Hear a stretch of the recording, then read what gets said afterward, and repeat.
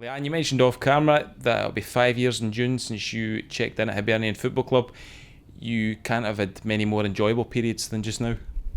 I've had, to be honest, the whole time here has been really enjoyable, but obviously it feels as if we're just sort of starting another part of the big journey. And I'm looking forward to the transfer window this year. I'm looking forward to the end of the season and seeing where we finish in the league. So it's been a brilliant time. The whole 5 years have been a brilliant time, and actually, when I say that, I think it sometimes feels like 100 years, sometimes it feels like 5 months, but it's been good.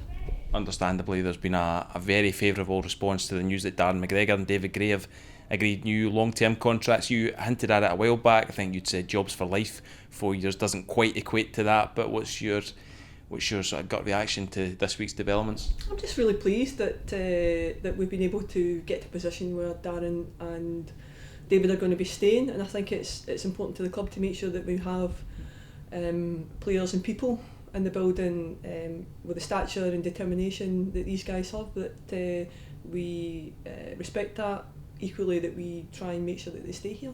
And as I said, I mean, I think they're just no great professionals, they're great people, and they'll be fantastic ambassadors and for the club for hopefully for many years to come. So this is the kind of start of a different part of the phase of their career, but certainly they're still focused on, as they've reminded me on a number of occasions, they're still very much focused on their first team duties. But people could probably get hung up on the 4 year thing or the transitional element, but essentially it is about keeping good people in the building. Absolutely. I think we don't, for one reason or another, we don't necessarily have the kind of same access or rapport with former players from many years ago, whether they come towards the club or they don't. But it's important that when we have folk like David and Darren in the building that you keep them. As I say, I'm just excited about them. They're brilliant people, and when we go through tough times at the club, and we've been through some tough times at the club, you look to David in particular as club captain to help you get through those times, and he's done that repeatedly. So he's absolutely got our confidence. He's just he's a brilliant club captain, and I'd like him to be here, as I said, certainly as long as I'm here, and hopefully that'll be a wee while. Not sure you've spoken on camera since you appointed Paul Heckingbottom as our head coach, current manager of the month. Fair to say he's hit the ground running? He has, and when we were talking to him and when he came in, I mean, the big task for us was to get into the top six. That's what we wanted to do. It was not going to be a good season for us if we hadn't achieved that. But it was far from certain that could happen. There was a number of things that we had to do, but if I'm honest, he's probably exceeded expectations by getting us into the top six and doing it with a game to go. And again, kicking on from that, winning the derby, going to Tynecastle, winning the derby was terrific. It's I think a brilliant boost for everybody. And then obviously the game at the weekend, again being undefeated here. So it's been a terrific start, a really good start for him, and really just hopefully it's just a wee window of good things to come.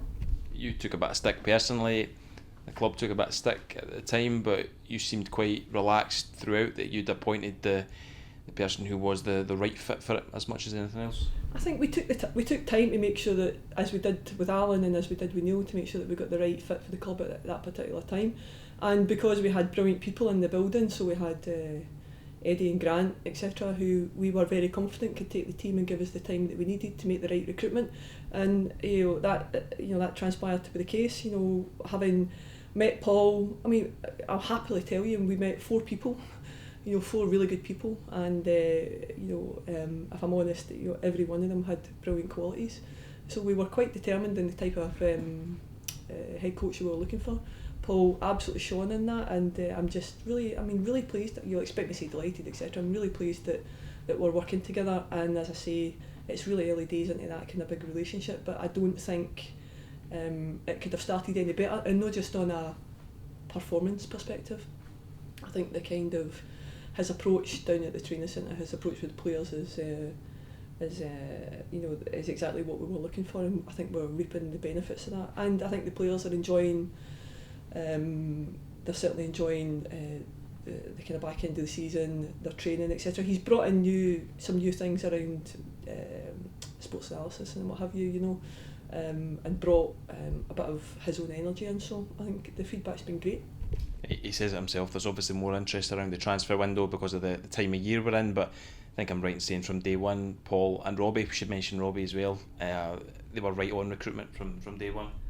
Yeah, I mean, it's got to be. It's as I've said, a million times before when we're asked the question. The head coach is very much involved in recruitment. We've got a great structure here. We've got a head of recruitment. He's got his various scouts. He's got his contacts in and around the game. But ultimately, it's the head coach who drives that recruitment. So it sets the criteria that fits with the kind of DNA of the club, and is very specific about what they would want for each position. And right, virtually from day one, that's what Paul was about, making sure that Graham understood the type of players that he wanted, the qualities that he wanted in each of those positions, and made some early identifications of the type of positions in which we wanted to either strengthen or maybe add a bit of depth.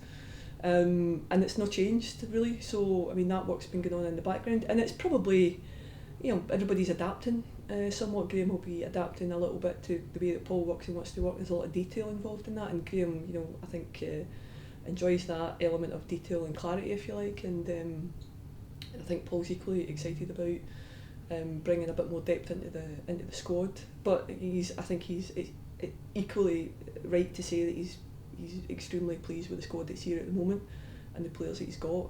He knows that they're of a high quality. He knows that they're a brilliant group of players, and what he wants to do is add to that in the summer. Recruitment generated a bit of noise, and you've addressed this previously that you were calm and confident in the people you have here. So it must warm your heart to see the impact guys like Stefan Omionga and Mark McNulty have made, two of the more popular players we've had in recent years. I mean, nothing's guaranteed when it comes to recruitment or head coach selection. You try and do your homework and do the best that you possibly can, and that's what the guys do in recruitment. At the end of the day, they try and identify, and then they try. The harder part is actually to recruit the players, actually to get them to agree to actually join. It's as I say, it's an exciting time for that. Happy that the players have settled in, but hopefully you get more right than you get wrong. Just like everything else in life, you do the best you can. We've one signed and sealed and on the way for next season. He's been along to a couple of games. It's been well documented. How much are you looking forward to seeing Scott Allen back in the other green and white? Yeah, and I think we're excited to have him. It was a signing that we were really keen to make, quite determined to make, and Scott was obviously free to do that, and I think he's looking forward to pre-season starting. We're looking forward to getting him here down to the training centre. I know Paul is excited to get him into the squad as well, and certainly would be a player that he would have been endorsing that bit of recruitment. So I mean, that's one done. Hopefully we'll have some more to do, a bit of freshen up, but I think the idea of having a bit more consistency within the squad, that's something that we've always bought into as a club, and I know that Paul enjoys that as well. So there will be some changes. There's always changes, but hopefully we're not going to see a huge turnaround. But we'll see what I think the squad's probably been a bit neat this year in terms of numbers. We probably definitely need to add a bit of depth to that. And then obviously we've had some unfortunate injuries, some long-term injuries, but we've got Martin's back running, I think, as everyone will know. Porteous is missing him in the gym, I believe, but Porteous should hopefully not be far behind him. So long-term injuries back, and obviously these guys are under contract, so it's almost like having some new players back again. Countdown's on to Friday's early bird season ticket deadline. It would be insulting to the Intelligence's supporters if we tried to make out that for a club of our size it's hugely important. So why should supporters renew their season ticket or buy one for the first time? Well, it's part of this, I think I said it at the start of the interview, part of this journey. I would like to think that we've had, certainly the time that I've been here, it's been an exciting time, and that we don't want that to stop. And supporters know that the money that they put into the club directly through season tickets and HSL and the like actually fund what you see on the pitch, and that's no change from day one that I came here, and it's not going to change next season. So the earlier that we can get that money in and into the budget and some certainty around it, the better it is for us, and the better it is for us to be able to set our budgets and make sure that Paul and Graham and George and Robbie and everybody knows what we need to do and what we've got to spend in the summer. So that's we would encourage anybody who's got a season ticket to renew it. Try and get it renewed by Friday. That helps, saves you a bit of money, makes me feel and sleep easier at night, let me tell you that. But equally, I know there's been some issues with things like finance, etc., that we need to help supporters resolve, and we've been working hard to do that. And then all eyes on Sunday, small matter of an Edinburgh derby, and then a night out to look forward to at the Play of the Year, be able to look back on another eventful season.